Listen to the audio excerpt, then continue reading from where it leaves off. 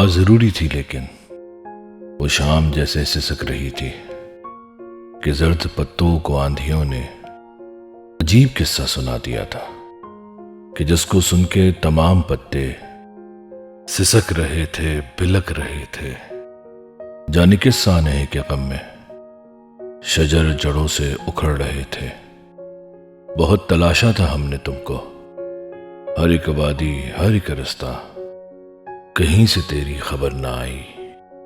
ये कहकर हमने दिल को टाला कि हवा थमेगी तो देख लेंगे, हम उस रास्ते को ढूंढ लेंगे।